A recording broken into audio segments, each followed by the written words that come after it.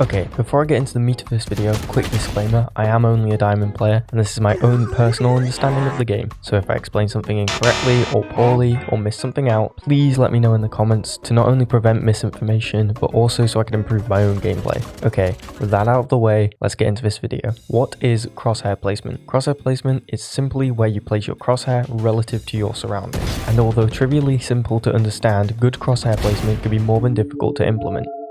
Why is good crosshair placement important? Good crosshair placement makes it much easier for you to hit your shots by removing or lessening that need to aim. And while you can't supplement your aim with crosshair placement will make your shots easier to hit and make you more consistent with your aim.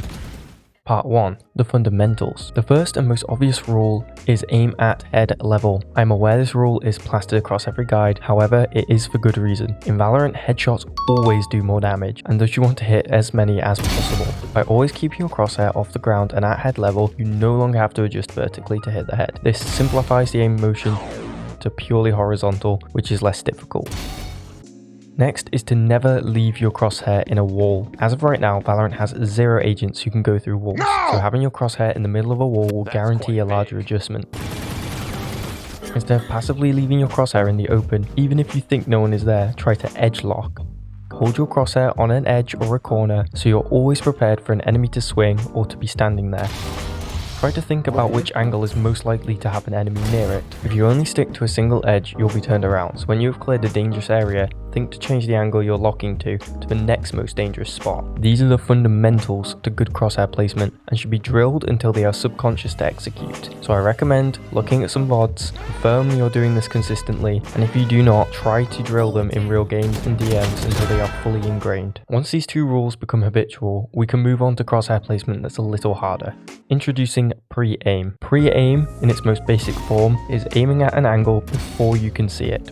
Before pre-aim, imagine you've already peeked an angle, then place your crosshair on that angle before strafing back to your current position. This way, when you actually peek, your crosshair will be perfectly placed to support the peek. Rather than placing your crosshair on the edge you're currently at, now you're placing your crosshair on the future angle you're about to peek. Common areas to do this is both mains on ascent, short on bind, and any common position an enemy may stand. The best way to practice pre-aim is by drilling sight takes. Enter a custom game and go to any choke. While standing behind cover, try to pre-aim the first angle you are going to see. Then peek until you can see it. If your crosshair is not on the angle, then go back behind cover and try again until you get it. Once you get it, move on to the next angle and repeat this until you have cleared every angle on sight. This is also called slicing the pie, and it's the best method for clearing multiple angles when you do not know where enemies are.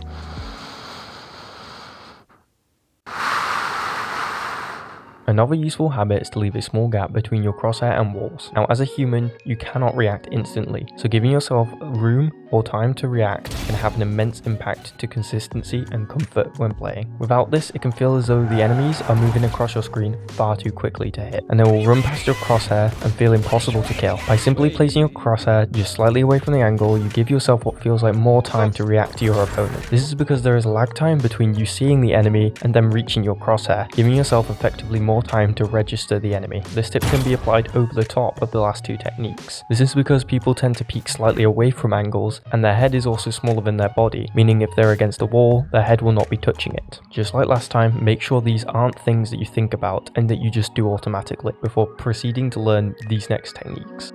Now is figuring out exactly the right amount of breathing room per situation. This quickly scales in complexity due to involving game sense, so I'm going to break it down into 3 major categories. First is personal reaction time.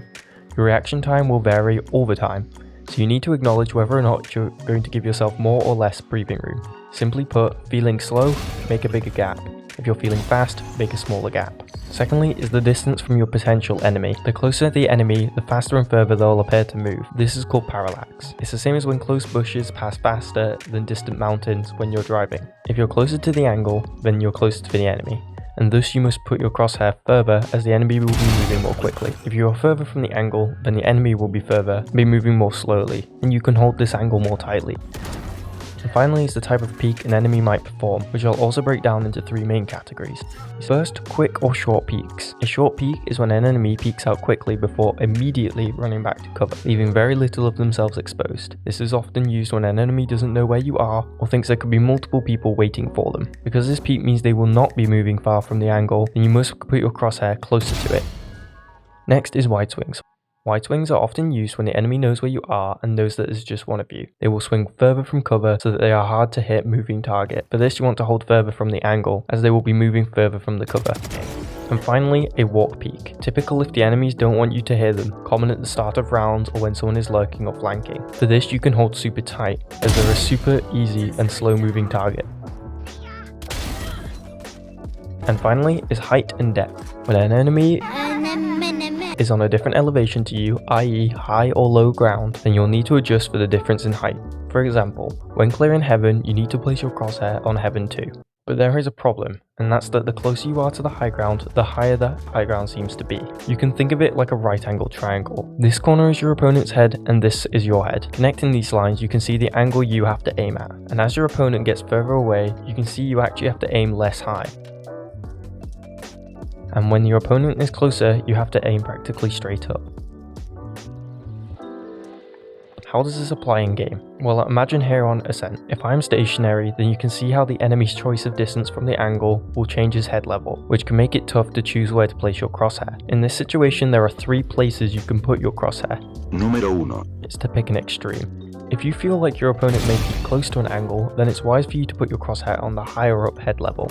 And if you predict they'll peek far from the angle, then you should place it on the lower head level. The problem with this is that a wrong prediction can lead to a bigger adjustment, which means harder shots. Número 2. Is placing your crosshair between these head levels. If you're not sure, but you are confident in your aim, then placing your crosshair between both angles might be the optimum choice. This almost ensures that you will have to adjust somewhat, but it means either way it will be a smaller one. This is best used when the difference is negligible. A small tip is if you're holding high ground and you know they're low on HP, hold as if they'll peek far, because if they do peek close, then you can body them as they're low.